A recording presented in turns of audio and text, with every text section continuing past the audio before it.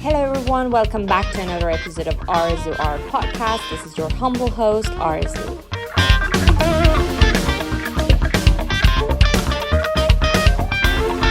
Here we are heading towards the end of 2021. What a crazy year. We just passed another year. I hope you're all keeping it safe and you had a really great Christmas if you are celebrating it.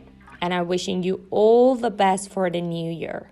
Thank you so much for supporting me throughout the year. This podcast is my passion project, so I truly appreciate it if you just recommend this podcast to your friends, keep sharing it, liking it, and comment on social media.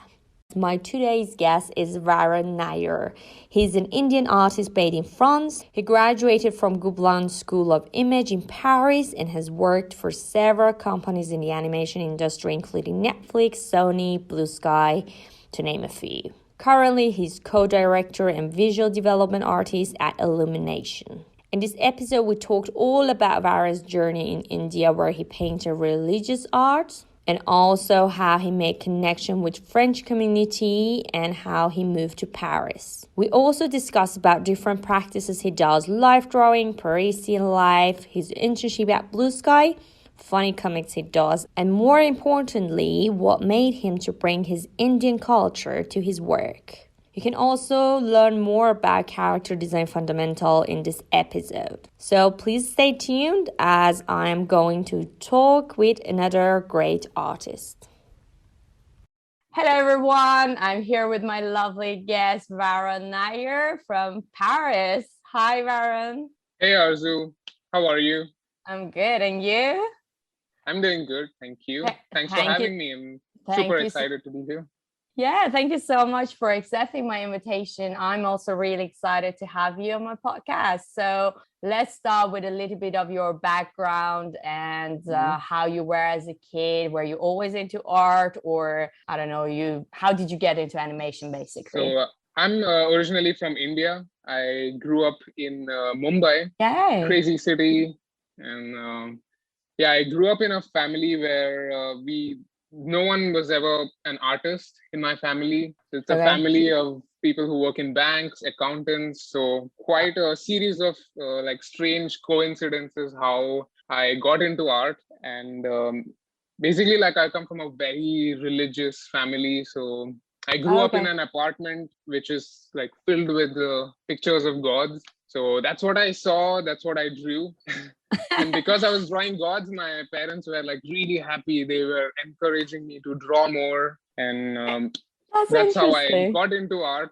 And at some point I switched from drawing gods to drawing monsters and creatures. And but by then I was really hooked to art. So that was my introduction to the world of drawing. That's how I began basically. That's so interesting.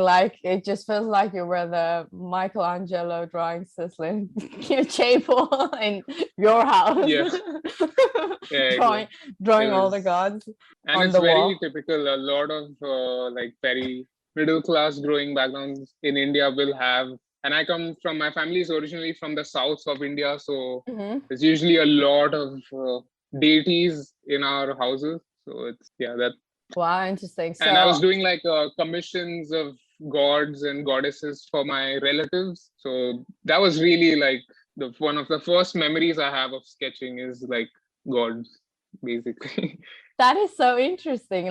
That's a cool thing about different cultures and because I'm just really fascinated by the fact that you started that way. And you get commissions from family basically to do religious art, which is so cool. I didn't expect that, to be honest. So is that just how you just encourage and just improve your drawing in that way? And did you exactly decided I to feel be serious for an artist, about it? It's kind of I was really serious really from the beginning, because I think for artists you really need to be nurtured by the time from the beginning stages. And I was lucky to have this because my parents and relatives were always encouraging me to make more stuff. So in a way that I'm lucky that I started with drawing gods. If I was drawing creatures from the beginning, I don't know if I would still be an artist. So it's you gotta weigh out to just get approval from family not to be a accountant or just being in a business. Yeah, you I mean, my grandmother. Yeah, my grandmother still questions it sometimes. Like, should have done accounting, but yeah, that's always gonna be there. But oh my god, that's cute. So and later, did you actually study art in India as well, or how did you get into France and Gobelins? By the time I figured that animation is something that human beings actually work and make, it just doesn't come out of a machine. How old were you? That I think I was 13. Okay. Yeah. So, and I knew that this is exactly what I wanted to do. And I grew up in a house, like in a family that doesn't go out much. So from the beginning, I was spending a lot of time at home, like just drawing and watching films. So animation was like the perfect combination of these two things. And so by the time I was like in my early teenage years, I had started to look up like animation institutes. And at this time, like a lot of these local animation institutes were popping up all over Mumbai. And I joined one of them, not gonna name them. It was soon like I realized that this place is like just a money grabbing thing. Okay. It's a hack. I understand. So I spent like months just doing like changing Bollywood actors' hair color and skin color on Photoshop. Oh. Like that's how you learn how to use the softwares. And even the teachers we had, like they lied about the teachers' profiles and stuff. So it was like I didn't last there very long. I was there for 6 months, and then I moved to a college in a nearby city, which was a really good place. This college was like a very famous French animation school, but they had just started a new campus in India. So they had a lot of French teachers, French students. So through them, we got introduced to like the world of French animation. And I discovered about this college called Gobelins, which is an amazing college in Paris. One of the best animation schools, I think. Exactly, it's one of the best, yeah. Yeah, and I discovered the works of these student films, and I was instantly mind blown. And so it was an amazing exposure. And we had teachers who would introduce us to like French comic books and stuff, and even the friends we made there. So it was a good mix of two cultures, and I feel that was very sort of important for my an important step for my growth. I think that's the turning point in your life, that when you finally, I mean, it's art scenery in India. As you mentioned, it's not really, there weren't much of institute that could work on animation specifically. They were mostly teaching tools and softwares rather than animation. I think that's how I understood. So basically, when you discovered this college and they were like sort of like French based, you got into French artists and all that, and Gobelins. Absolutely. Like a lot of these courses are really designed to just teach you the softwares and not really the artistic side of things. So, and it is not normal that a lot of students who go here end up in technical positions, which is good. Like I feel India definitely produces a lot of amazing 3D artists. But if you are somebody who likes to draw, it can be hard to find like the resources and environment for that, like to learn. So that was a challenge. And a lot of online courses, that was the only resource I had. So I took everything I could learn from those things. So, and how about the online resources? Do you have like full access to those sort of thing from the internet, or? So in college, like some of us would buy subscriptions to Schoolism. There was CGMA and few others, and we would always share the classes we had. So those really helped to grow a lot. Oh yeah, that's fantastic. Yeah, because like in Iran, it's sometimes difficult for some people, but still the resources on the internet are really, really great now. I mean, Yeah. Everyone almost can have access to them, which is really great. So it's not like old times anymore. Yeah. Exactly. Now there is everything you need to learn is on the internet. You just need to commit to it. And if you can't like afford like an expensive college, you can still learn. Yeah, from YouTube even. Yeah, there are so many great channels still. That's right. So, and after the college, you finally learned, I mean, the basics and fundamentals of drawing in a more professional way? There was actually less about drawing in this college because by the time I joined this college, I had already I loved drawing and I was drawing a lot in all through my teenage years. So coming here, I was more introduced to the filmmaking side of things. Okay. About just we had film history classes, and so that was I learned how to connect art to filmmaking. Wonderful. So that was the most important. So we made 3 short films during this 4 years I studied there. Amazing. And also working with groups, and all of them were 3D films. So that was one big difference, is how I had to learn to okay, I'm not really drawing to make films, but looking back at it now, I feel in hindsight it was a important learning curve, because I know how the 3D pipeline works.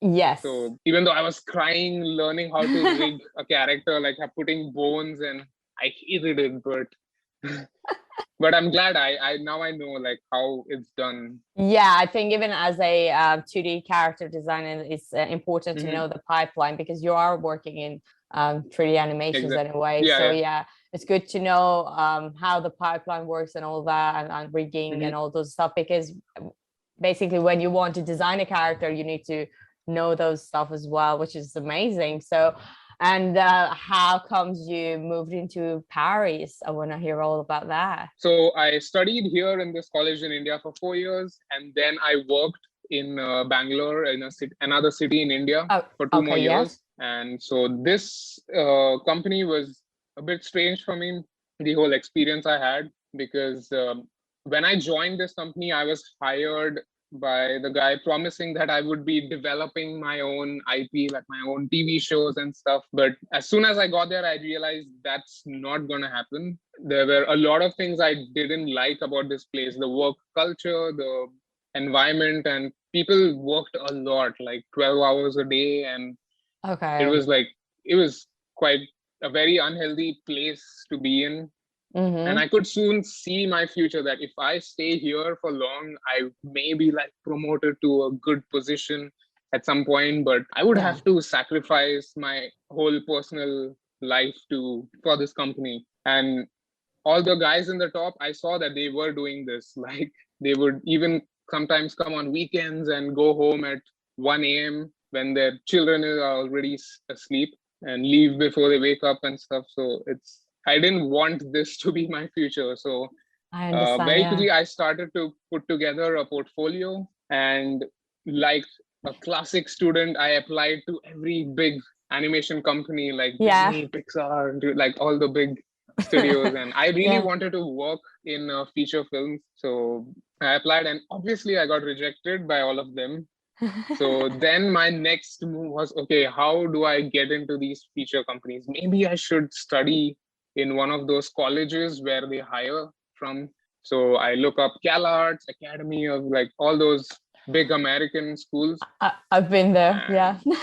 yeah. And I got in touch with them, and they were nice enough to send me the brochure and the whole curriculum. Yeah. And when I saw the fee structure, I realized, okay, I would have to sell organs to go study here. Yeah. And that was not an option. Yeah, the American college, especially CalArts, is way too expensive. Yeah. Insane. It's crazy. You'd be spending your entire young adult life paying off these student loans. So one of my guests. One of my guests still is paying her tuition for CalArts, even though she's a director now. I was like, okay. It seems like you have to pay a lot. Yeah. A lot of them way into their 40s will still be paying off those loans. which is crazy. Yeah. It's so luckily at this time, a French colleague and friend of mine told me about Gobelin, and now they had basically started an international course. So, yes. It was because before everything was in French and you needed to speak French to 4 or 5 years ago, was it? That they started 4 years ago. I think I applied for that too. Cool. The year that they started the international course, I remember I also applied. I got the interview, but I didn't got accepted, to be honest. But I interviewed. Okay. Did you reapply, or were you interested? No, actually, I moved to UK instead. Okay. So yeah. So we were the first batch to graduate actually from the international class. Yeah. So it was so that's how I moved to Paris. I came here to study, and I've been here for 4 or 5 years now. Great. Exactly. Like, it's funny. By the time you were applying, I was applying here. We would have been classmates. Yeah, we would have been classmates. But here we are in the podcast. Awesome. And it's the amazing thing about this for me was that our class was like 21 people from like 15 different countries. So it was like the ultimate fusion of diversity. Yeah. So just tell me more about Gobelin, and because definitely Paris art scenery and the whole animation industry in Paris is totally different from the American industry, and they're mostly focused on how to even at the universities in America, they prepare you to work for American company mostly, whereas in any sort of like French companies or universities, they have more artistic approach, I would say, and they teach you more how to, I don't know, illustrate, draw, experiment, combine different styles and all that. And they really do have different approach to animation in comparison to American ones. So how was your take on that? I think for me, the big difference between the French animation scene and the LA Hollywood animation scene is that there is a lot of independent stuff happening in France. Yeah. And because the government really supports a lot of artists here. Yeah, they do. There is like a huge group of artists just making a lot of short films. Yeah. And there is a huge history of comic book and stuff. So that's like the whole indie side. And from the mainstream, there is still big companies as well that do stuff for American companies and clients. So there's all kind of, and especially now with all the streaming explosion, there is like almost every studio in Paris has a show they are developing for Netflix or Apple TV, so Amazon. There's so much stuff happening right now. Yeah, definitely. And during your how many years was it in Gobelins? So in Gobelin, I joined in the 3rd year. So I was there for 3rd year and 4th year, 2 years. Oh, 2 years, yeah. Okay. And how did that help you to just grow your art in a better way? Yeah. Coming to Gobelin for me was the main reason was just to be in an environment where I'm surrounded by crazy like-minded people. Like people who draw way better than me. And I got that. That was the best part about this school, I think, because when you're surrounded by these kind of people, you soak a lot, and there is also a lot of competition. But if you take it well, it can be something healthy. Yeah. If it's healthy, then that's good. So I think for me, it was the case, and it pushed me to work harder and grow. Definitely. So during my 1st year, my goal was really like learning as much as I could. We made some short films, and also for myself, my personal goal was to put together a portfolio, a business portfolio, so that I could apply to companies. And so at the end of the year, I had an internship at Blue Sky. So that was my entry into the feature animation. You made it. World. Yeah. And it was like years of trying. Like I had been applying to these feature companies for like 6 or 7 years, kept getting rejected every year. And the funny thing is that each year I apply, I'm sure that, okay, yes, this time I'm definitely going to make it because my portfolio, I think it's good. And the next year I will look back at the previous year and I'm like, of course I didn't get in. It was, my portfolio was shit. So but the good thing was that I think it's important to keep like refreshing your portfolio so that you see your own personal growth each year. Exactly. Yeah. So, yeah. It took a while, but it happened. Yeah. I actually like the fact that you just mentioned this, because sometimes, first of all, it's really good to know that a lot of people try like for 6 or 7 years to finally get there, even for like internship to a blue sky or a big company. And it's really good for a lot of people to know that it's just not really happened overnight or something. And another thing that I actually like that you mentioned is the fact that you keep looking back on what you've done so far and how you can change it and make it better. So next year, for example, if you want to apply, what sort of changes you can make. And just, and a lot of times, sometimes companies might give you feedback, or people in that you meet might give you feedback on your portfolio that you can apply on it as well, which is really great. So and then you got into Blue Sky internship, and you were still based in Paris while doing that. It was an online thing. Yeah. Okay. So it was during the summer holidays. So I went to Connecticut, close to New York, and that's where 2 months of internship. One of the best summer experiences I've had. It was so good. And my brother also lives in the same city, so it was a weird coincidence. So I also got to spend a lot of time with him, and so it was really good. Yeah, make some family lovely bound. Place. As well. So cool. So in Blue Sky also, like were you able to work on any sort of projects that was there, so or they basically teach you other things? I don't know how that works. During my internship, usually what happened in these internship programs is that you have assignments that, like, you have a mentor who's assigned to you, and they will give you assignments to work on. And so basically you are not supposed to be working on the films that are actually happening in production. Okay. But I think from the first week, I sort of kept pushing that I didn't want to do this. I wanted to work on the films. And after multiple times of me pushing, I think finally they realized, okay, let's just give him something. So I got to start with some background character designs for a film that was in development at this time. Okay. It was called Nimona. I think it was announced at this point. Yeah. And of course, the company is shut now. So I don't think that film, I mean, it's not going to happen at Blue Sky, but from what I hear, it's happening somewhere else. So that there's still a bit of hope. Yeah, I totally actually forgot Blue Sky was down. That makes me sad. Yeah, you're right. Yeah. It was the only company in the other side of the US. So it was nice. So anyway, I got to work on this film, and I designed a lot of tertiary characters for this film. And I had an amazing mentor, Aiden Suganu. I learned so much from him, and like all the people in the art department were super nice, and even the work culture there was so good compared to the company I was in India before. Yeah. Everyone, like, the studio is empty at 7 p.m. Yeah. And I was the only guy. Like on the first week, I was like prepared. Okay, I'm gonna be here till 10 p.m. I'm gonna eat dinner and stay here and work. And everyone was like giving me the look, like, are you gonna go home? Or so after first week, I realized, okay, this is different how people work here.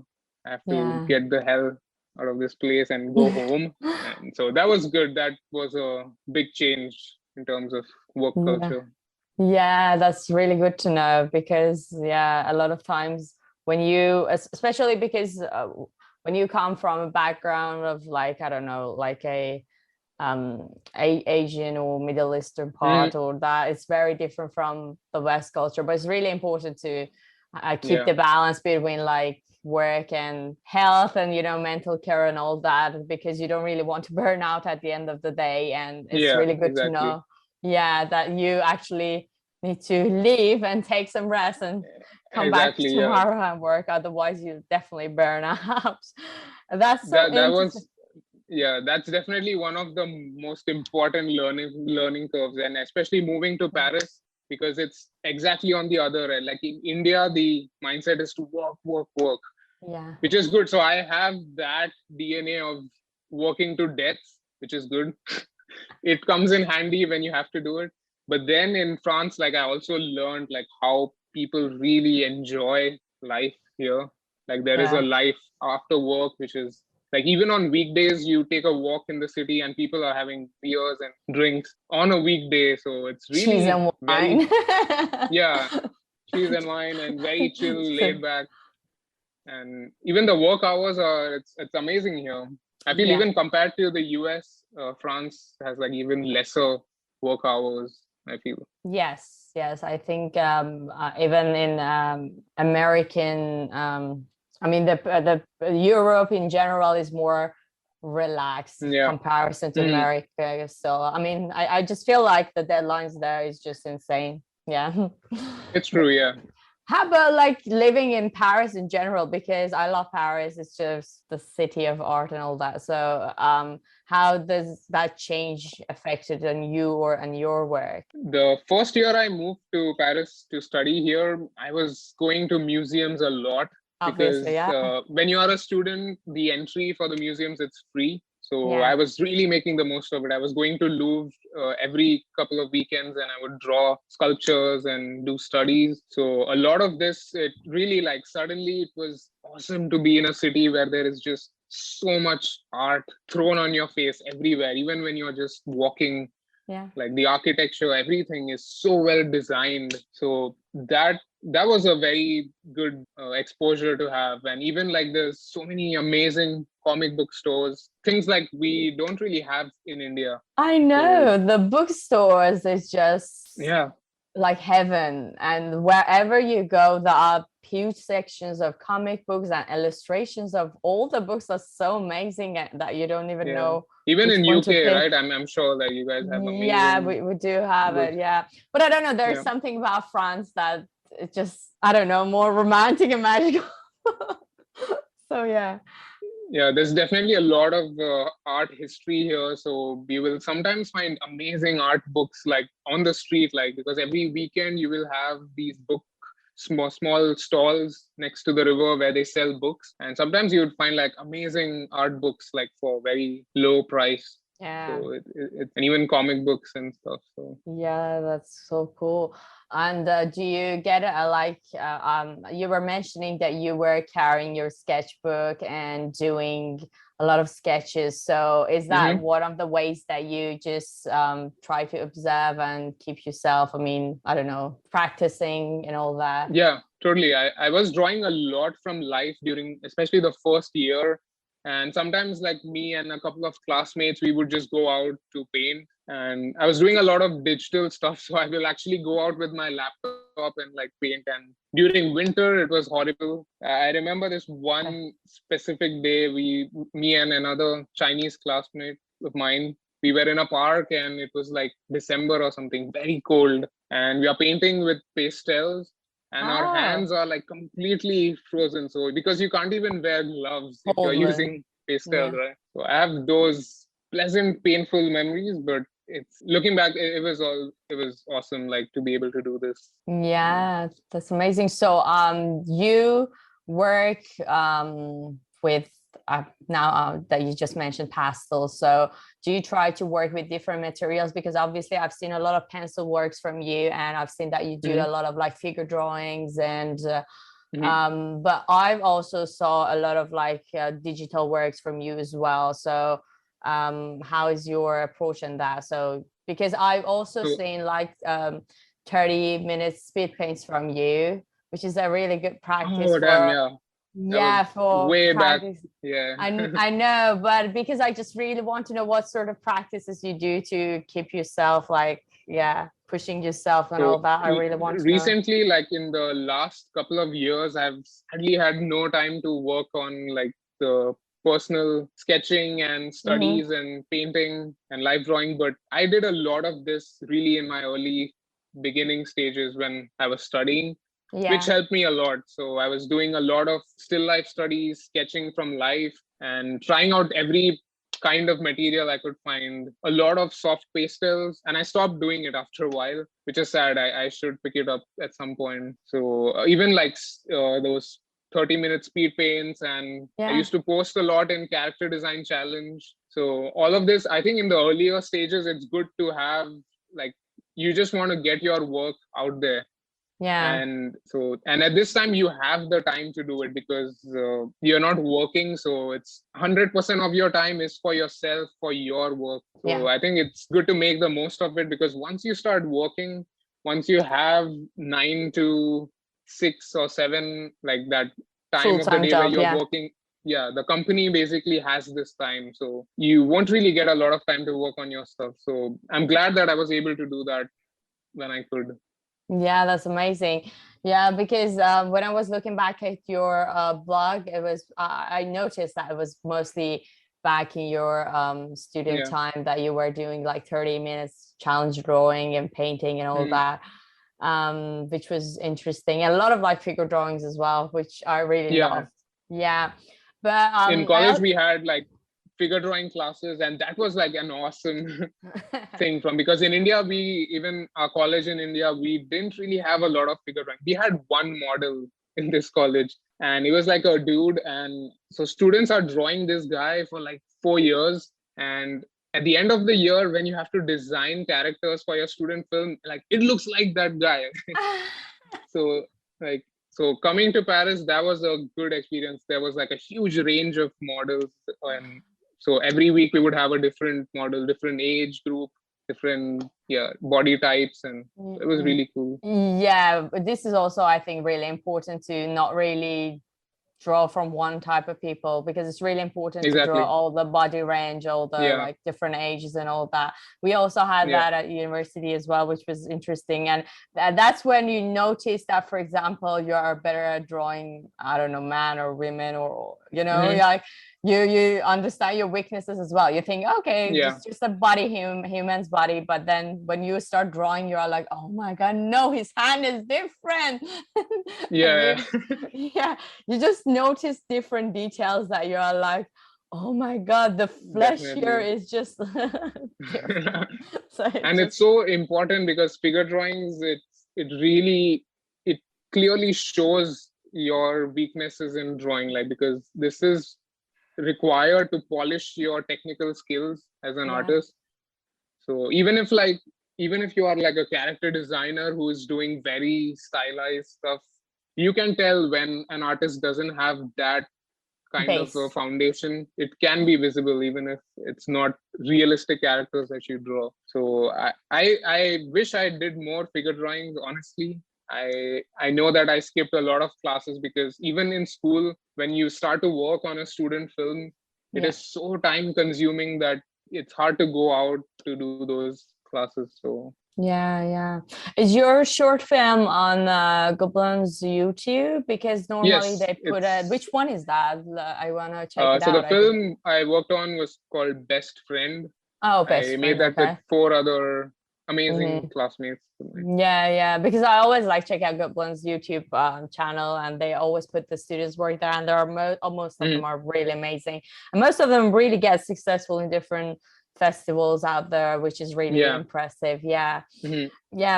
I also want to mention, because you were talking about like doing personal work, and right now you just mentioned you don't really have much time for it, but you also do a lot of like funny comics, and they are really like very loose sketches, but I like them because you sort of like bring your Indian culture into them, or you talk about the subject that is really relatable. So one in particular that actually got viral was the one that about washing your poop with like toilet paper, which I think everyone posted that. I was laughing at it so hard because it was so relatable, and it's a cultural thing, but because again, I'm from Iran, so I totally get that. How does that feel?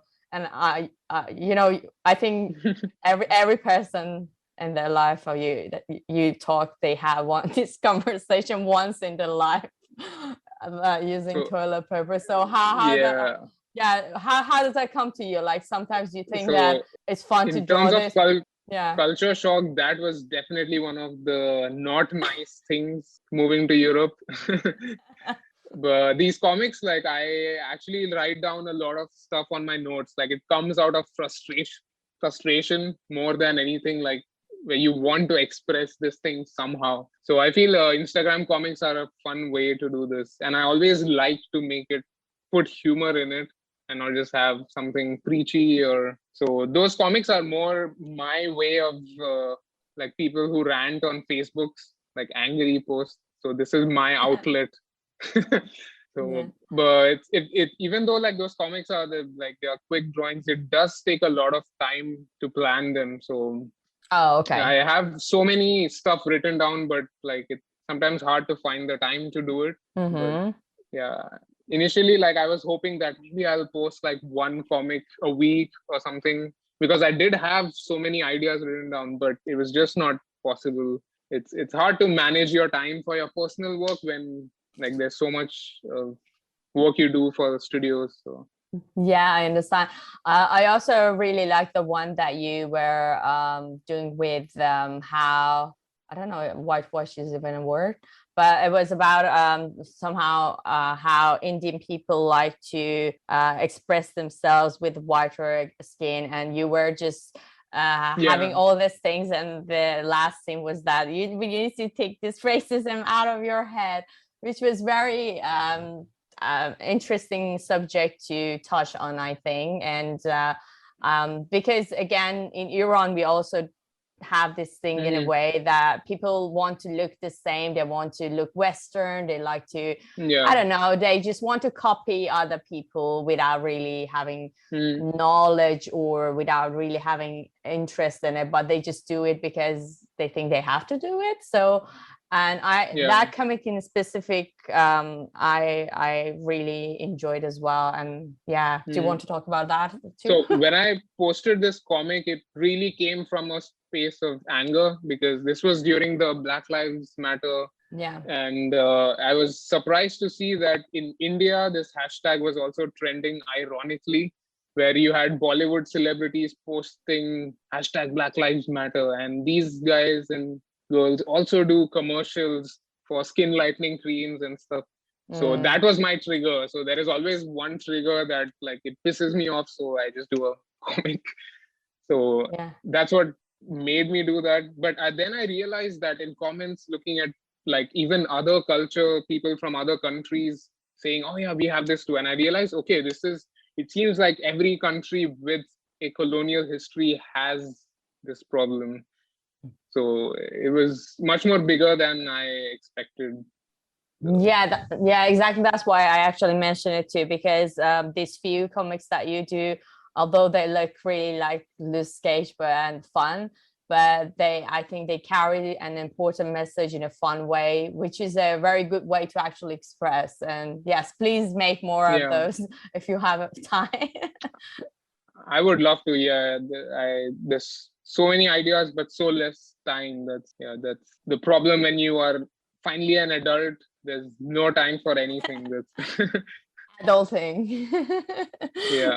But even like coming back to those comics, like I always, for me, the kind of work I really enjoy is when I learn something from like a comic or anything, and they use humor, because humor is so powerful. Because when you can make somebody like laugh at something, you immediately open up that person's mind too. So like subconsciously they are taking your message in as they laugh at something. So I feel like I enjoy these kind of work more than something that is just like preachy or giving out advices. Or I love humor. I love having humor in work, even if it's like a very serious topic. It's always good. It's very serious topic.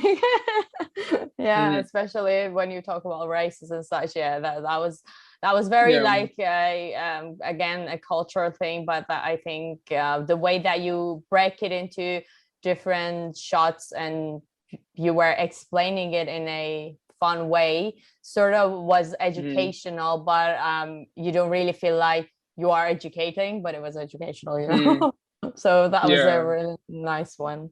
And talking about like again bringing your Indian culture into your work, even in your character design you do that, and you have that famous cute elephant. I mean, it's a The Indian princess? I don't know. But this was a project like I was developing a couple of years ago. It was supposed to be a comic book set like in medieval India during like the colonial time.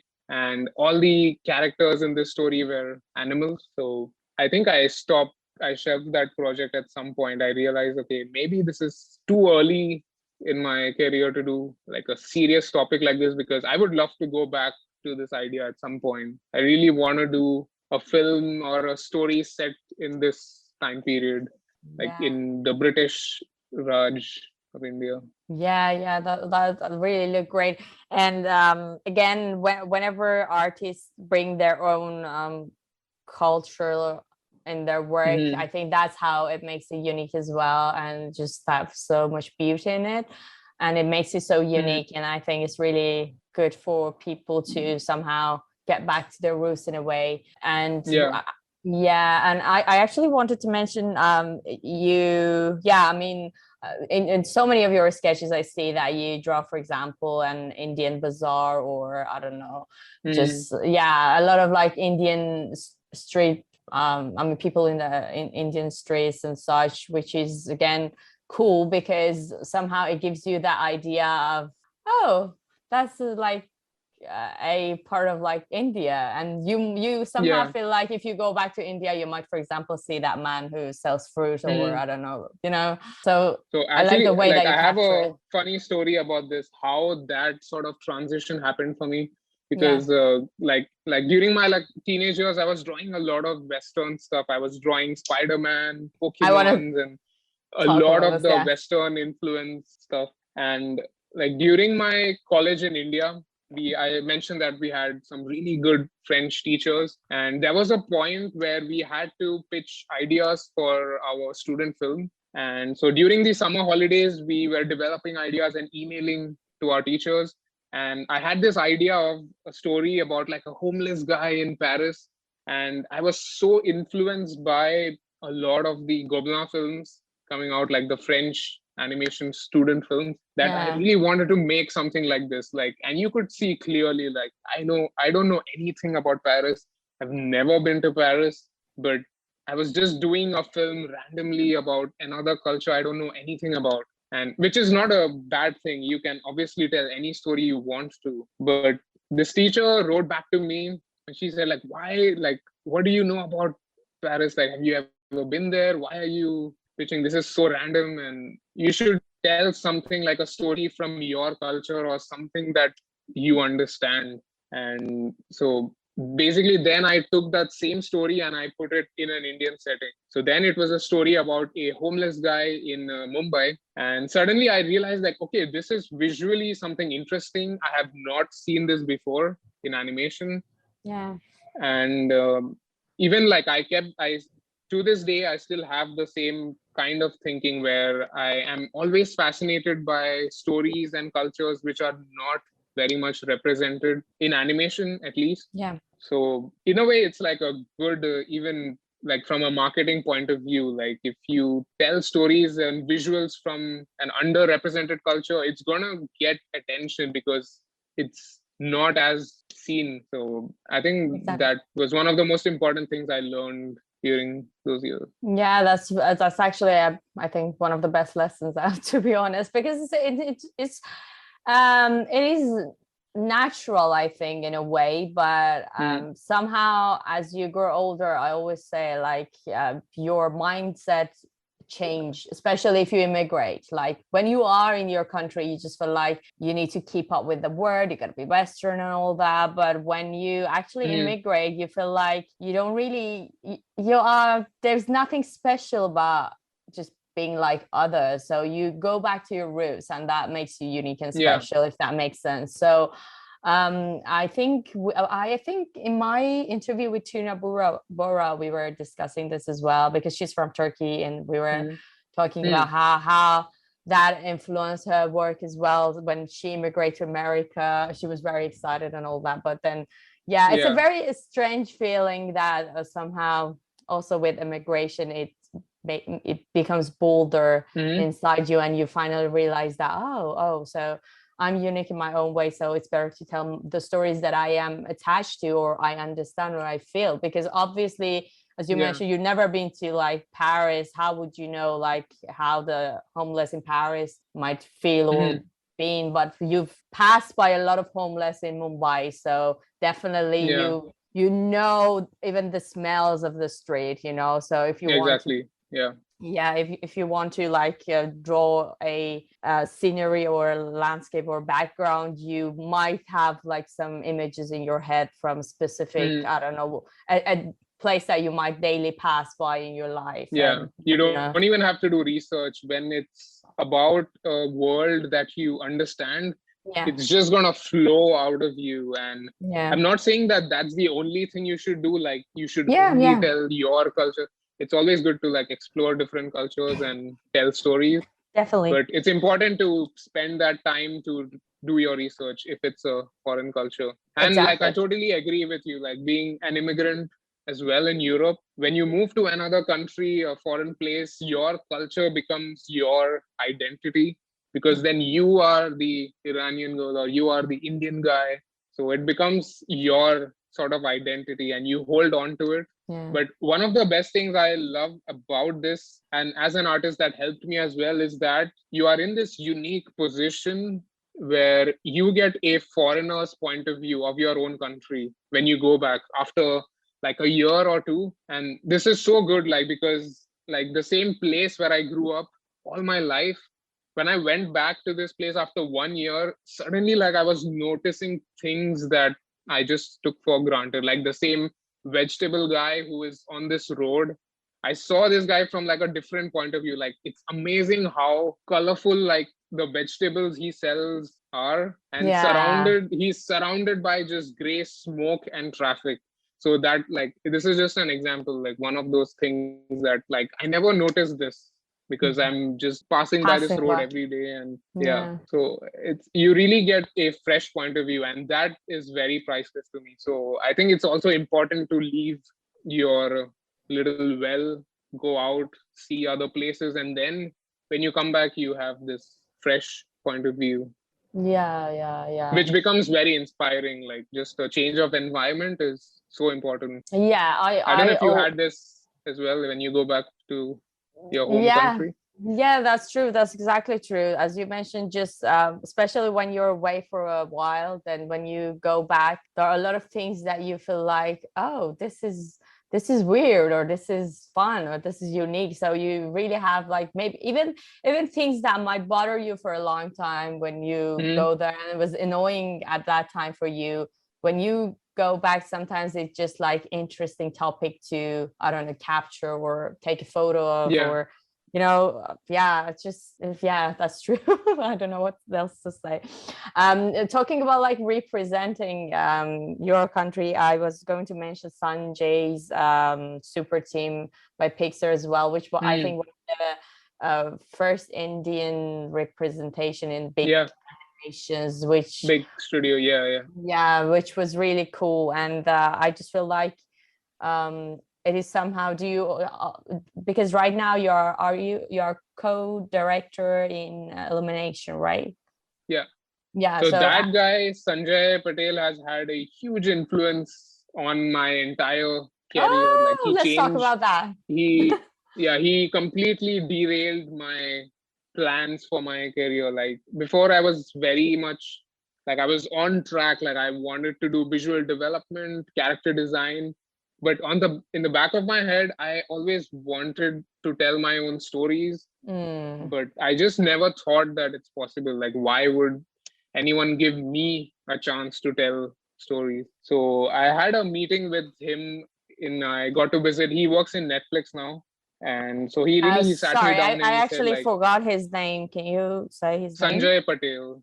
Sanjay Patel. Okay, So he's developing his amazing TV show at Netflix. So he sat me down and he said, like, if you really want to tell your own stories, you have to start pitching ideas. You have to pitch to companies, and that's the only way for you to be able to do this. And I didn't think that I could do it. It's too early. But he said, like, just start now and you will learn. slowly, like in a couple of years. But don't wait for like 10, 15 years to do this. So, and he encouraged me to learn more about storytelling, screenwriting, and pitching, all of those skill sets that you really need if you want to go out and sell an idea. Because in a way, you have to also think as a salesman, and an artist. So like I spent a couple of years just learning about this stuff with whatever resources I could find through YouTube. There is masterclass and there's all these amazing stuff. Once again, I was basically in the same place as I was when I was in India, where I was trying to learn about the visual development part, and I was using Schoolism and all of this stuff. But I'm doing the same thing now, but for writing and everything. So I spent a year, I developed this project, which was like a personal project at the time. And I was supposed to pitch it to Netflix, but I ended up pitching it at Illumination, which is where I was working. And yeah, it's in development right now. Congrats, that's amazing. So it's your personal project that you pitch and you're working on currently at Illumination. Yeah, it's exciting. Not personal anymore. It's with changes. Totally not. Yeah. The personal project now is owned by the company. So okay. But still, that's a progress, and that's amazing because it definitely has your influences on it. Absolutely, yeah. It's a dream project, and I hope it happens because a lot of projects in development don't make it. In the animation industry, this is like the norm. So I hope it's not one of those films that gets shelved. So let's see. Fingers crossed. I really wish you the best of luck for you, and it's really exciting. I'm glad to hear that like one animation like that can inspire others as well. That's why representing different cultures is so important as well. And yeah, it's actually really heartwarming. It makes me really happy. And I just feel like it's getting better as well. Like these days, it's getting totally. much better. Yeah, especially now with the streaming thing, there are a lot of new directors are getting opportunities to tell their stories. Yeah, so it's really good, and that effect is like you can feel the ripple effect on the other big companies as well. So it's a good time to be an artist right now. Yes, let's talk about some technical stuff as well, just because a lot of people might be into character design, and you do have a lot of like characters obviously in your work. And can you tell me like what sort of like fundamentals students or people who are working need to because the way that you do it, other than the fact that I mentioned you put some Indian influences on your work, but you have a lot of like daily sketches that are from life, and it's obvious that you have a sketchbook and observe and just draw. So I want to know what are some of the practices that are really good for students or people who want to learn more. And I also really like the use of shapes and all the expressions and all that you use. So do you like to talk about that a little bit more? So for aspiring character designers, I think like the first thing, like especially if you are a young student, it would be good to get the foundation right. Like do a lot of gesture drawing, figure drawing, sketching from life, because then you are training all your technical muscles. And it's like workout. It's like if you are an athlete, you have to do the physical workout. This is the thing that's going to keep you fit, and then you have to run. Like, so the running part is where you actually do the work, but you need to work out in the gym. So for me, like that's the technical aspect, like figure drawing, gesture drawing. Once you have this, and then you are thinking as a designer. So for this, like I think research and referencing is very important, like for character design, because you can always tell when a character doesn't feel real or believable. It's because it usually is because there is less research behind it. So that helped me a lot to grow my work. And for visual development, I think it's the same thing. Like once again, get the fundamentals right, do a lot of painting from life and composition studies. So you get your technical things right, and then you can focus on the design part of it. So, yeah. It would be like I used to have exercises when I was like learning about character design. Like in the very beginning, I would, with friends, we would do like figure drawing, online figure drawing stuff. Try to find people who are in the same level as you so you can grow together. That's a good thing. Yeah, definitely.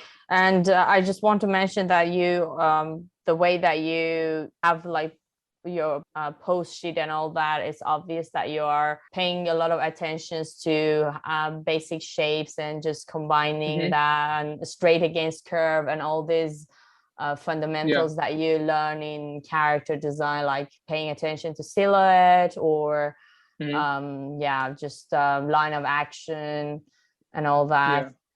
So for shape language, I think doing master studies really helped me. So this is basically like you just make a folder and you put designs that you really love, like designs from animation, could go all the way back to like the 40s or 50s, and basically a folder of images, character designs that you really love, and then like just try to copy them. And the thing I like about this is because you're basically learning from these artists, and your library in your head is being like built.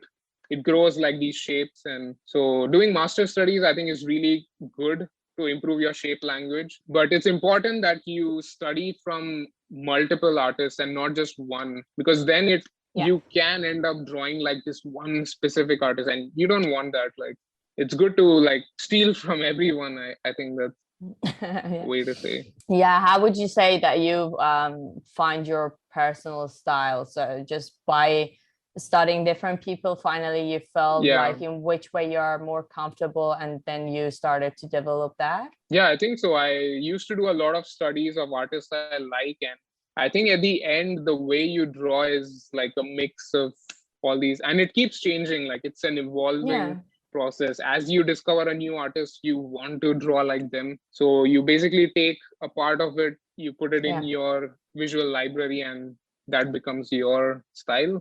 I think it's good to not think of your style very consciously. It's something that happens naturally, I feel. I think so. I think it comes naturally after a while, but it comes from a base of study and practicing, and finally you find somehow on which style you are more comfortable, and little by little you start to develop that. And then and do you also try to get out of your comfort zone sometimes by doing something else? Or usually that's hard for me to myself go out of my, so it usually happens with work, like when I'm given an assignment that I'm not comfortable with, because I have had some projects before where I had to draw a lot of robots, and this is something I would never draw in my personal work.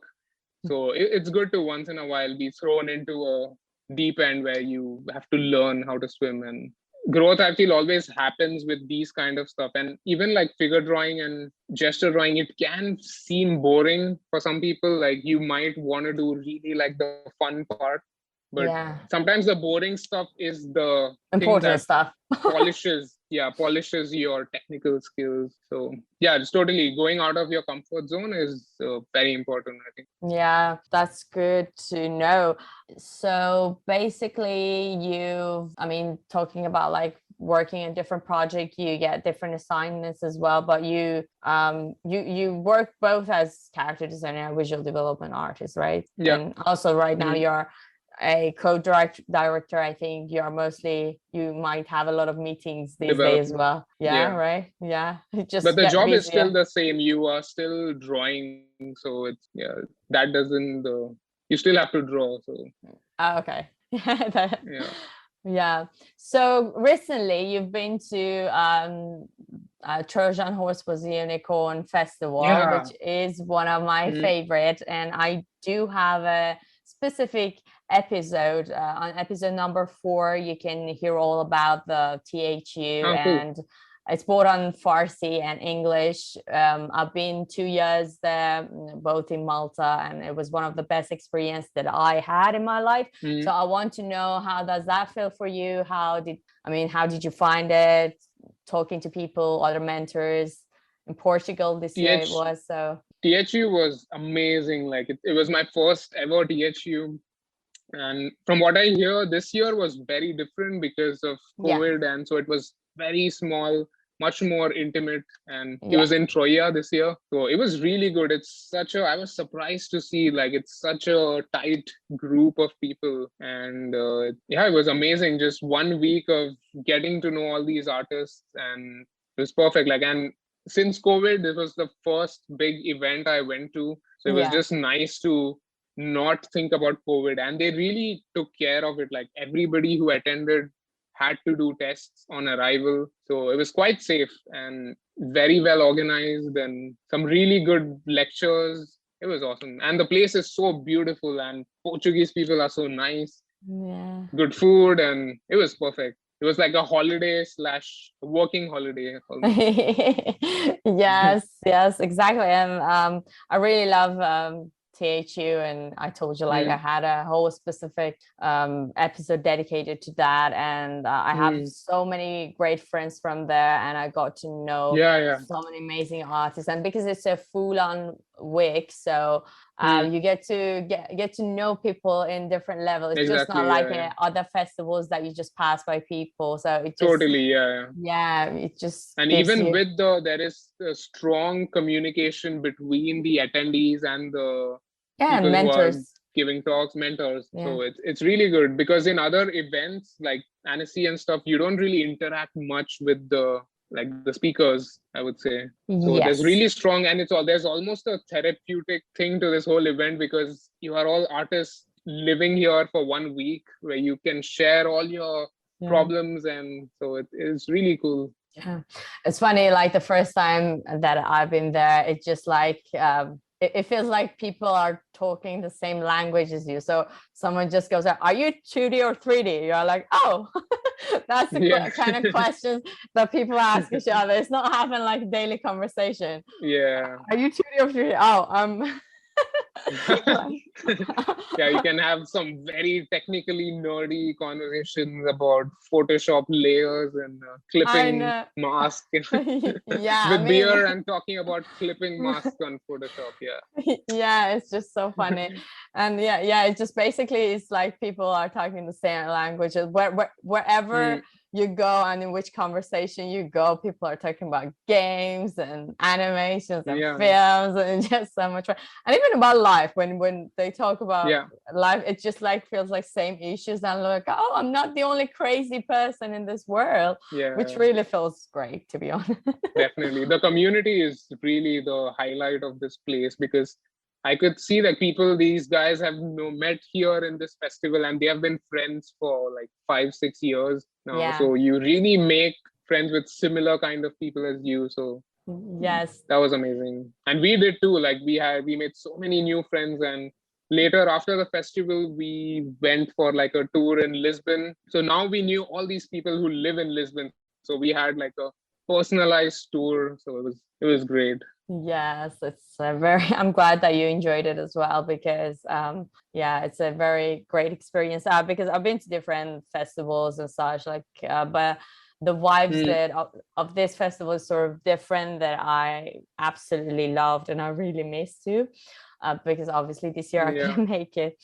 So now, just to wrap things up, just tell me a little bit more about your upcoming project. Is that just the ones that you're currently co-directing, or you have other things going on? I work on like my project, and I also work on other films for Illumination. So none of those films I've worked on have released, so I don't have my film credits yet. But I think it's going to start soon from December, and next year, a lot of these films are going to start to release.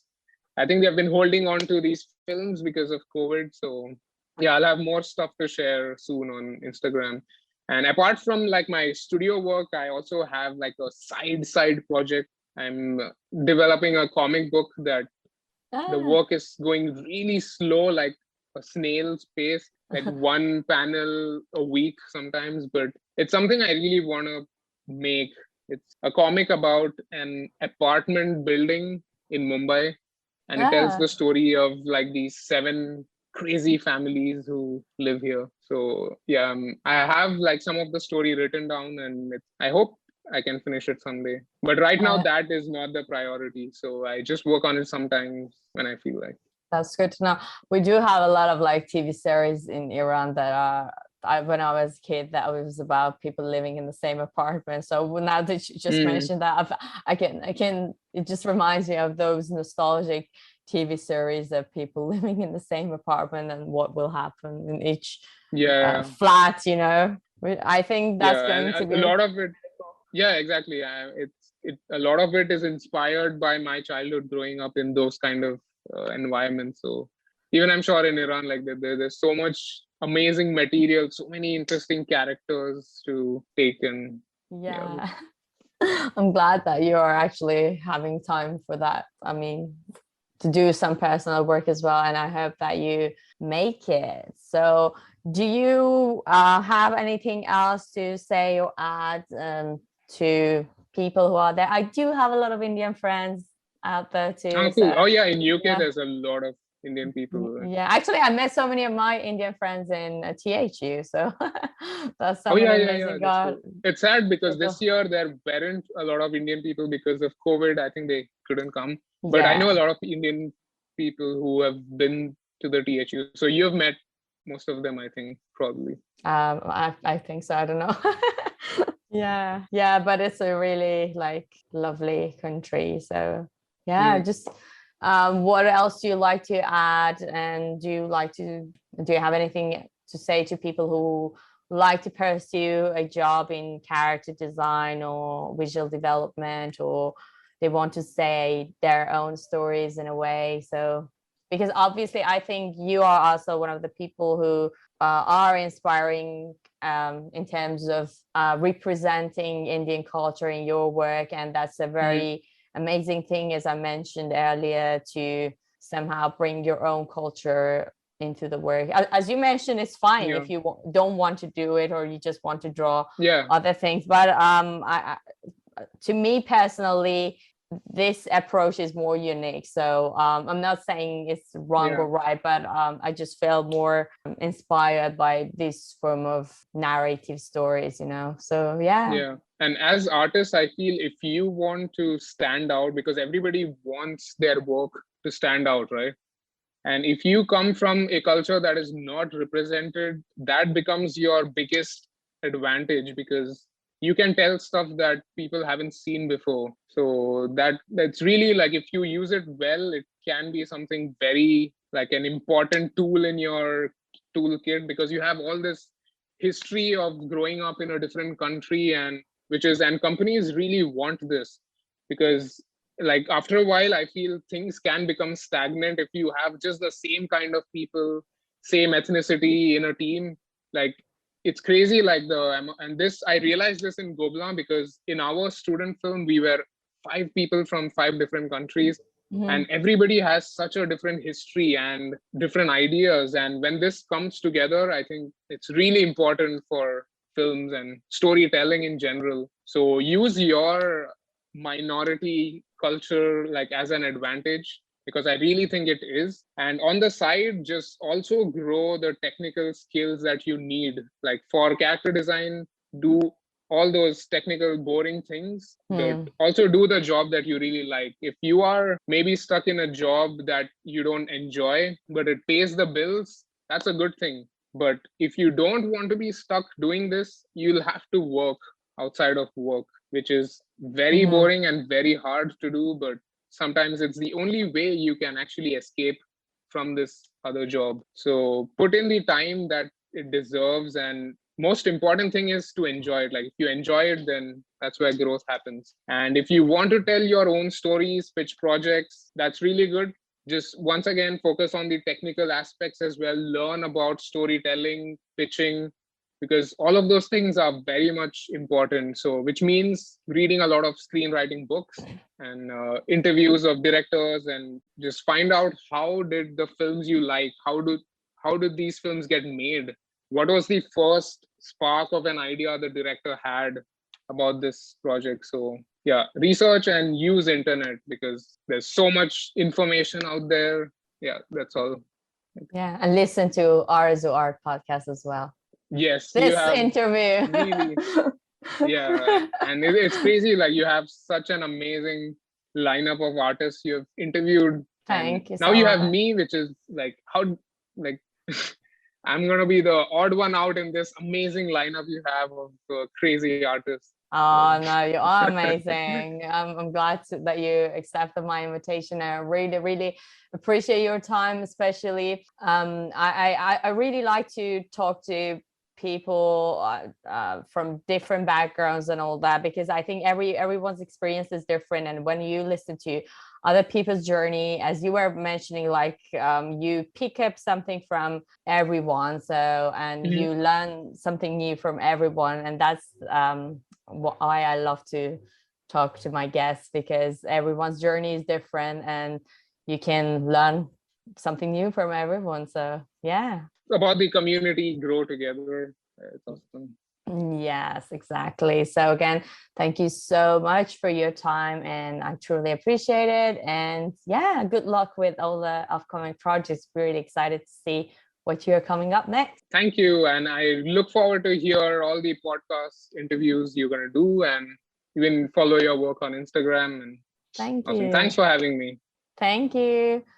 Thank you so much, everyone, for listening to this podcast. I really do hope that the new year bring everyone so much joy, happiness, and you're just keeping it safe and healthy. Stay tuned for more interviews and more episodes in the new year. I'm really excited to share more with you all. Please don't forget to keep sharing this podcast, posting it, liking it, and comment. And also, you can message me on Instagram or other platforms if you have any suggestions. Thank you so much. Happy New Year. I'm wishing you all the best.